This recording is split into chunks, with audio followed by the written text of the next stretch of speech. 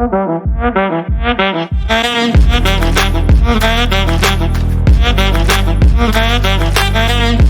there. Welcome back to the Wellbeing Designers Podcast. I am your host, Réka Deák. On this podcast, I dive into conversations with well-being leaders from across the globe. These individuals might hold positions like head of well-being in large organizations. We have had guests on the show as well who are driving global change in this area and creating international forums to exchange on the topic of well-being. What unites them all? They want to make the world a better place through focusing on well-being. They might be the ones who are responsible for the well-being of hundreds, thousands, or 10,000s of individuals. They might be the catalysts to keep decision makers, CEOs engaged in this conversation about well-being. And they might be the ones who are proving that employee well-being is not just a nice to have, but it's truly a strategic enabler of sustainable performance and business success. I call these people well-being designers. They are the connectors bridging the gap between well-being leaders across companies and countries.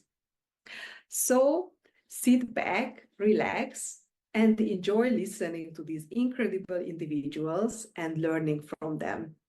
Remember, we can shape the future of work together, which is truly human-centric, and prioritize well-being like never before.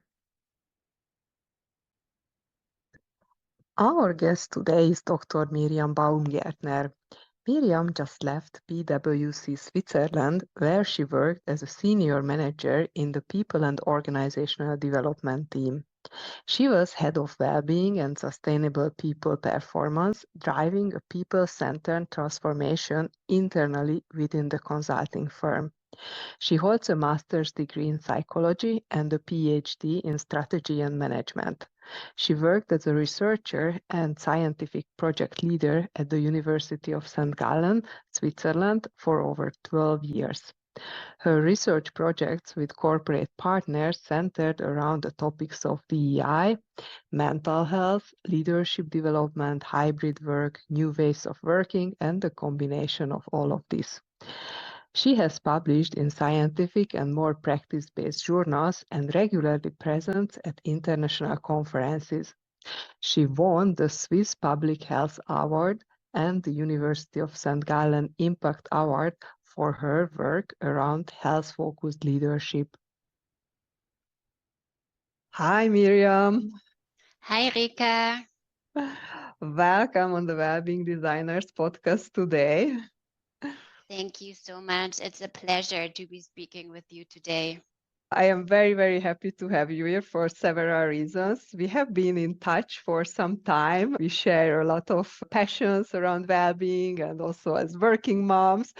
And I am very enthusiastic having you here because we haven't had the chance yet to have someone on this podcast who has been responsible for well-being internally in a big consulting company.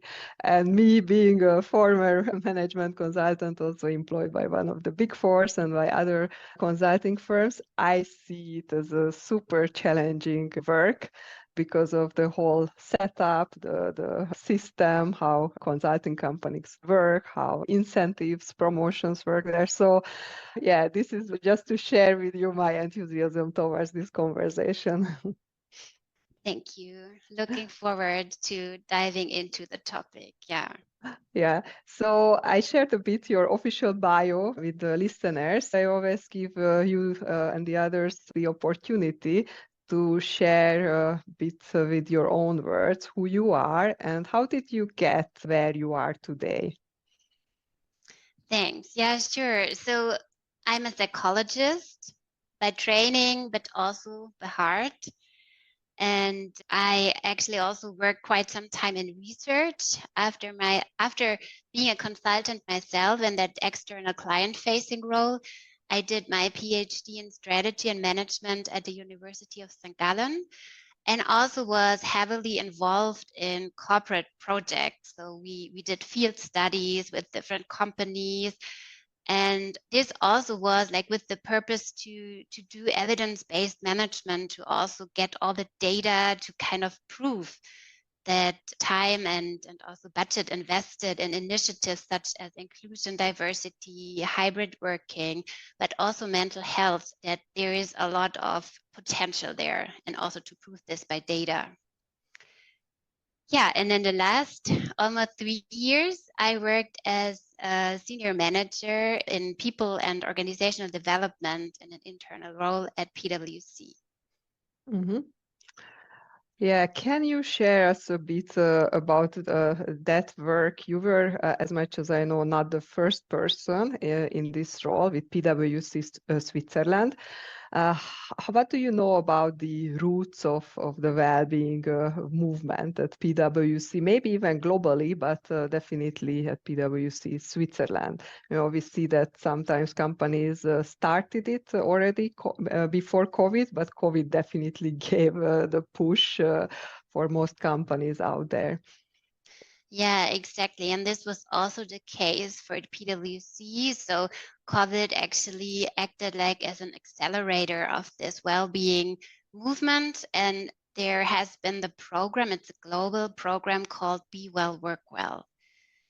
And in the initial days, this was a program mainly. So there has been put a lot of effort into designing a tailor-made program to really support the employees to foster their well-being. So nutrition, exercise, yoga, all of these different things, and also one-on-one coachings that fostered resilience and skills, well-being skills as well, pretty early on. Mm-hmm. And then when What I is joined the year? PwC, Yeah, what is the year, if you could estimate when it yeah, I really guess it started? was 2018, 2019, something Mm-hmm. around this, when this Yeah. global program started. Yeah. Mm-hmm. And when I got this role, the role has been kind of expanded. So the idea was to really get from this kind of program manager role more towards a transformational leader, to also really implement and anchor the topic more strategically into culture change, into Mm-hmm. like working with stakeholders and creating leadership accountability.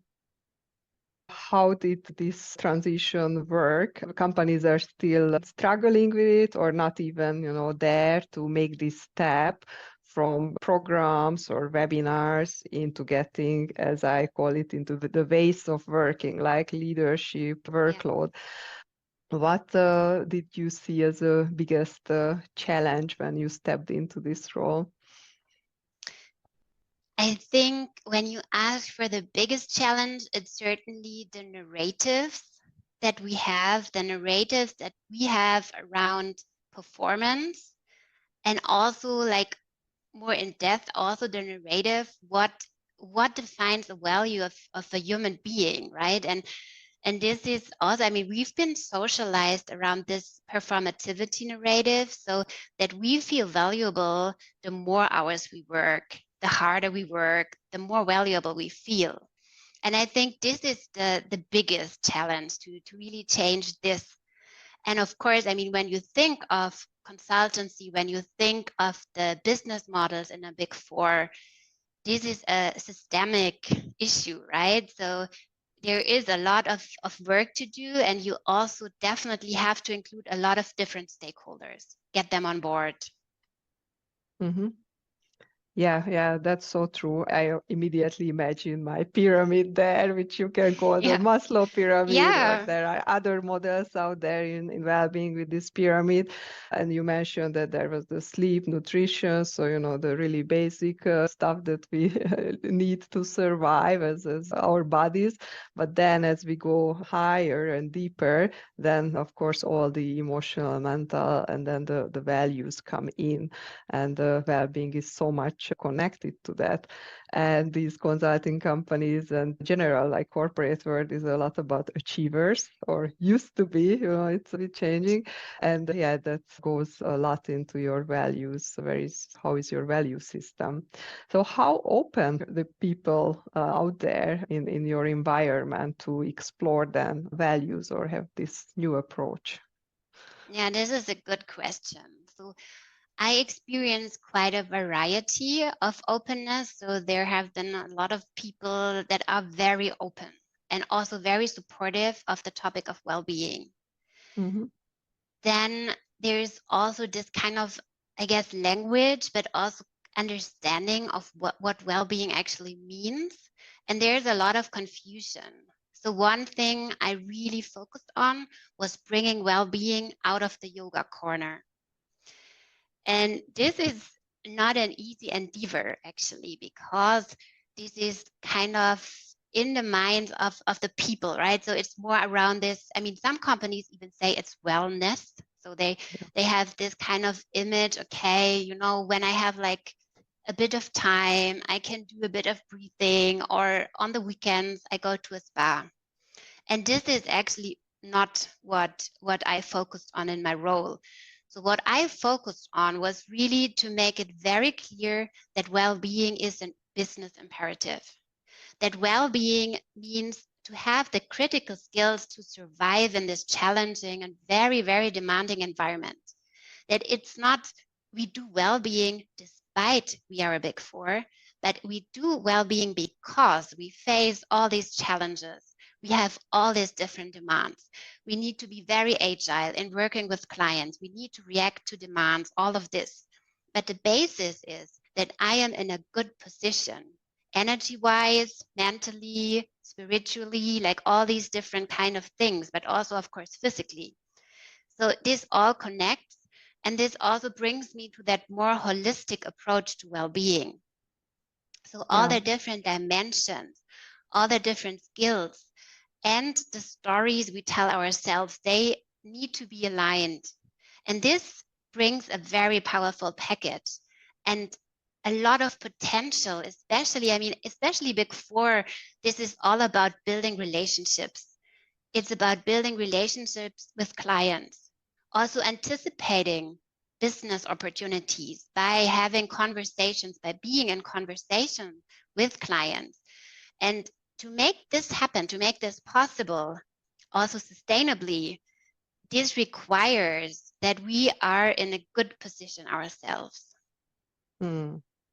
That's so true. So it was a lot about education, right? Educating people that well-being is not it even starts necessarily with yoga. language, because like in the first weeks, I also realized that some terminology is associated with a lot of resistance.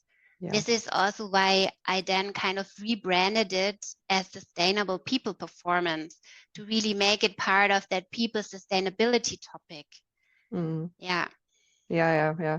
Every company, as I have seen, has some kind of history with some terminologies. So if they went through a lot of transformation journeys, then they even, avoid using the word journey, or just as an example, or well-being. We have heard this already from some people on this podcast that this is not, they were called head of well-being because the connotation of well-being, and especially I think in the German language area, because well-being is Wohlbefinden, and it's maybe a slightly different meaning, in other languages. Before we go and deep dive a bit in your work and giving a bit more concrete on the framework that you used and the strategy, you mentioned this example of client-facing work and the importance, how you show up. I have a case I would like to discuss with you. How is that possible that, let's say, you have a demanding project work, or even, you are at the phase of, as a consultant, as a partner, to sell this work for the client. And I see this as a really important point and role to then negotiate already there with the client, the workload, what you promise.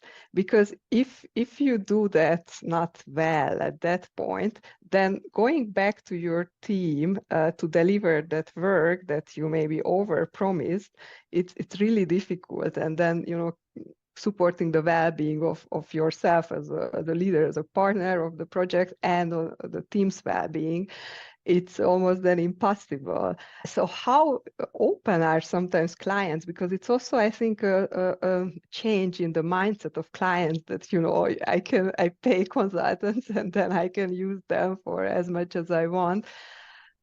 How do you see that? Or did you tap a bit into this when you work together with those leaders? Yes, I did. So I guess your question is around managing expectations early on. Yes. And this is really also a topic we looked at, to make expectations very transparent. So is it really true that the client expects me to be available 24/7? Or is it my implicit expectation? Or is it the partner's expectation that the client will not accept that I'm off a certain time? So again, this is a lot about communicating effectively with the client in projects, and also finding the common ground, what is actually needed, what makes sense for certain projects. And I guess this is also something that still needs to evolve even more, that it's not a kind of limitation if the consultants are not available all the time, but it's more like a criteria for quality work. Yeah. And this is also something we've explored a bit also with the client quality management team, etc. And there is also still, I think, a way to go in terms of rethinking how we work. And in general, I mean, this is a more general observation. There is this huge gap between what we know from many scientific research, from brain studies, etc., and then versus the way we actually work. Yeah. And the way we implement this. And of course, we also kind of fall back again into these old habitual busyness patterns. Yeah, that's very true. I think you and we also experienced that, or I definitely that I know what is good for me to stand up, go for a walk, but then I get lost, in my to-dos, and then I don't do it. Yeah, so I share something with you, an idea or what I have in mind. So I think it would be really cool if clients also evaluated proposals or consulting companies with some kind of index that these consulting companies prioritizing the energy and well-being of their own consultants, because I would find it a bit hypocrite if maybe a client, big company, they have a huge well-being program, they promote themselves as a good employer, and then how they treat externals or consultants, that's not aligned with this. Yeah. I mean, there's still a way to go. But then also, given that we've been socialized this way, right? This is also what we learn in school, and it's about how hard we work. And I think this more kind of output orientation, and also when do we need to be innovative, and then we need to work totally differently. So this all has to be developed even further. Yeah. All right, getting back to your work then and the framework, could you share a bit more about the Be Well, Work Well, right? That was the name of the initiative. How did you approach well-being? What pillars did you have? And maybe about the journey that you then took on when you got this role. Yeah, sure. So there is the program aspect. So in terms of pillars, this is the self-care pillar. It's on the individual level, and there are a lot of different offerings. So like the classical ones I mentioned in the intro, like yoga, exercise, breathing. Then we also have a meditation app. There are a lot of one-on-one coachings that have like different kind of purposes. So from really becoming more resilient until you think something is not working good and you need a kind of more counseling with the psychotherapist. So we have that whole range. Yeah, they still have it. And then there is another, or this is the individual level, but of course the team level and also the firm level, they are very important too. Mm-hmm. So this is more the working strategically with leaders, implemented. So examples are that we've tried to implement it, and we also did in the whole employee life cycle. So what is the well-being perspective for someone onboarding PwC? What is it like what does it mean for promotion? How do our leaders act and integrate the topic in the daily work? And also, of course, all the way through the life cycle to really make this integration happen.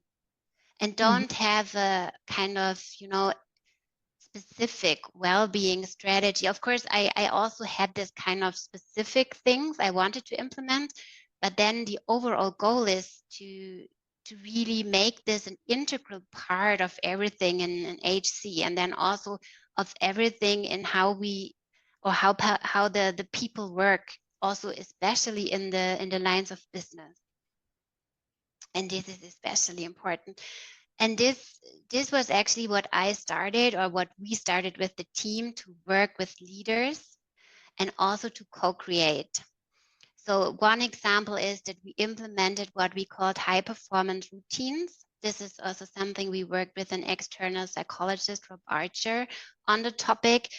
And this is kind of separating performance into different stages and also having preparation as the precondition for performing with focus, and also have this warm down when you kind of create distance to your work, and then recovery. So all those 4 phases are important.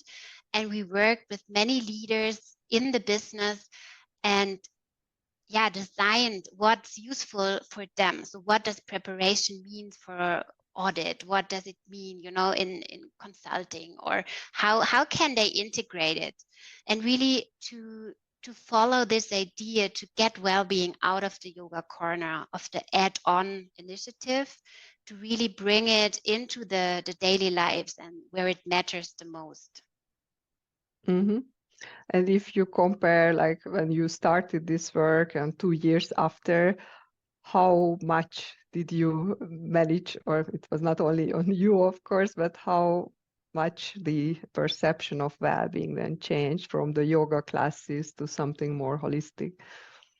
Yeah, I think what definitely helped is to position it as performance, or as a foundation of high performance.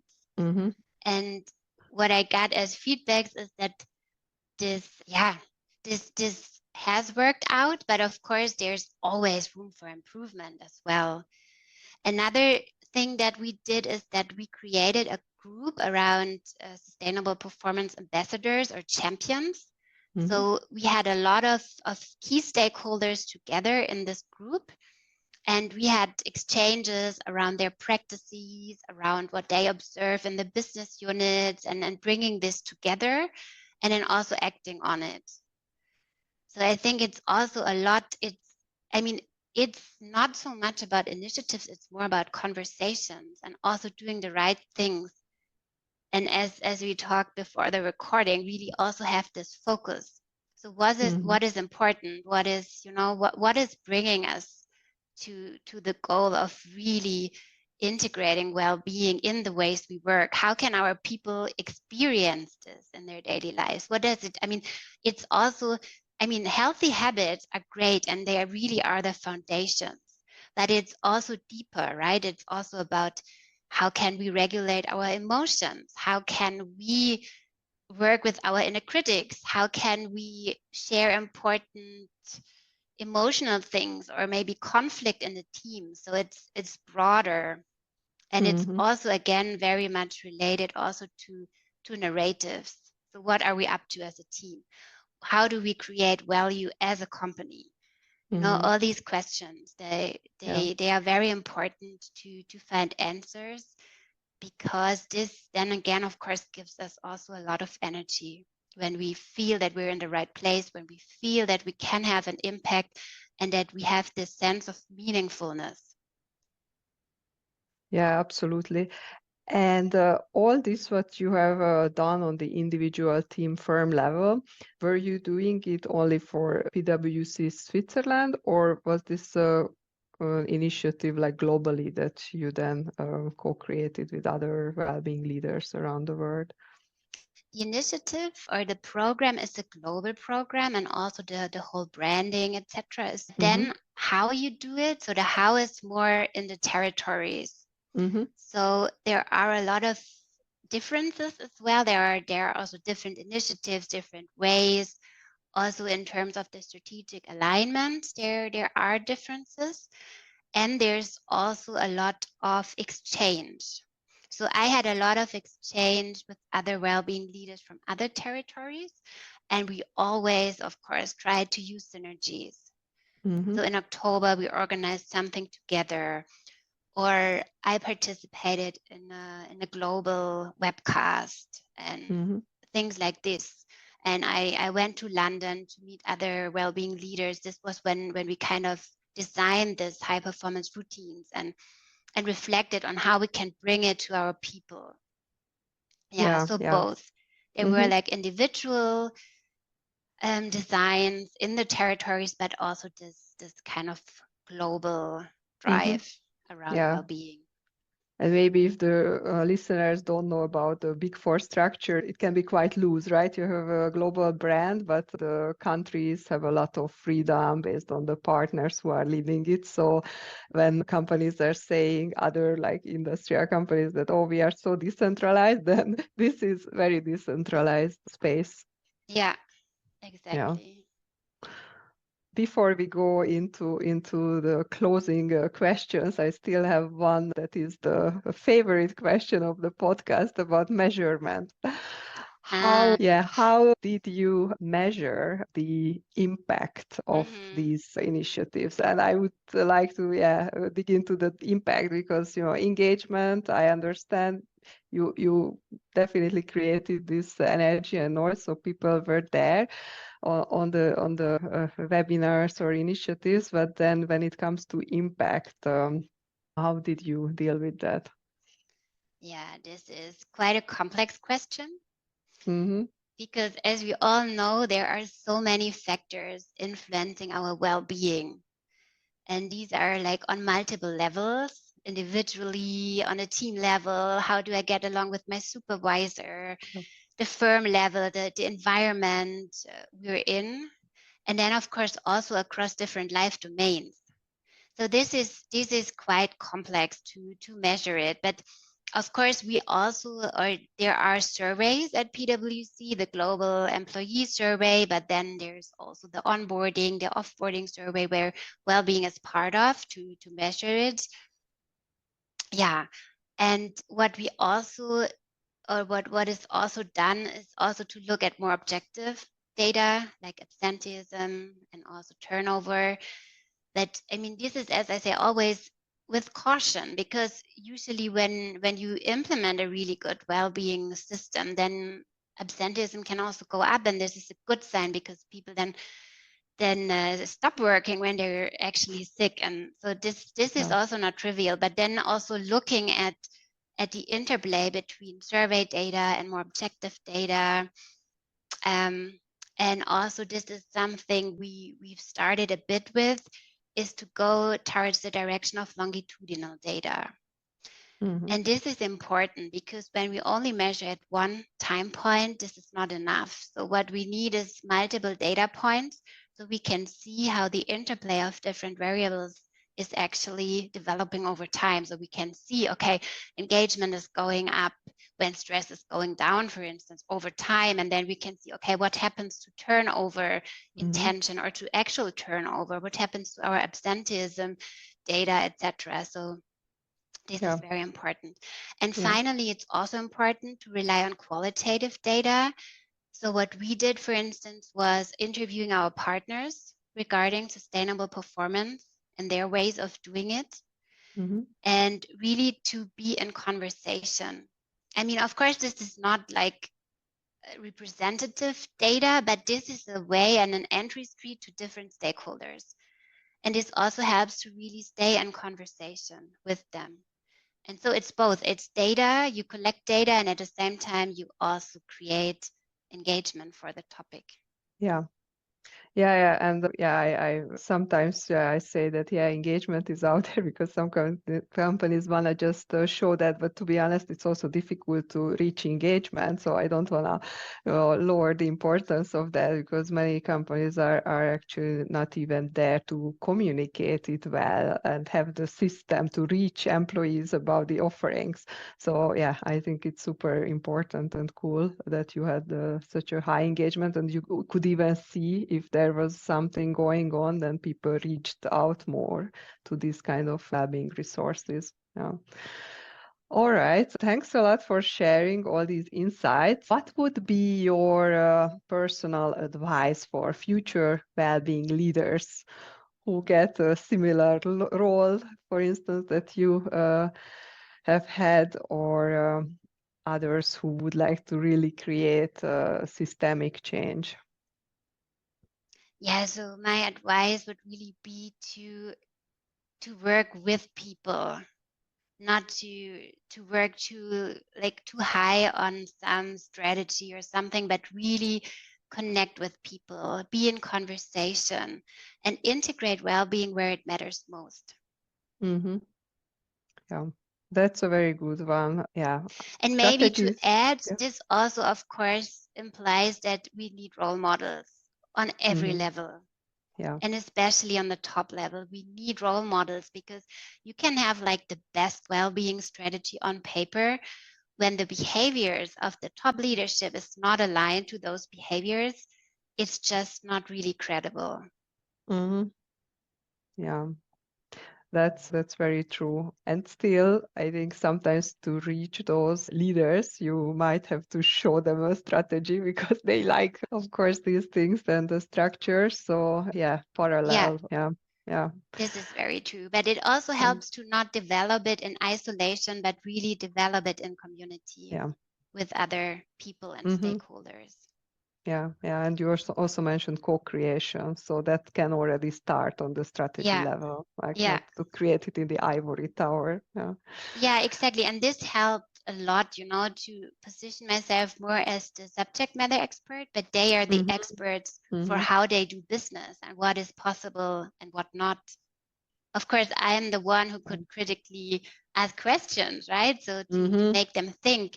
But they, of course, know a lot more than I did about how to do business and what are the essentials that still need to be there.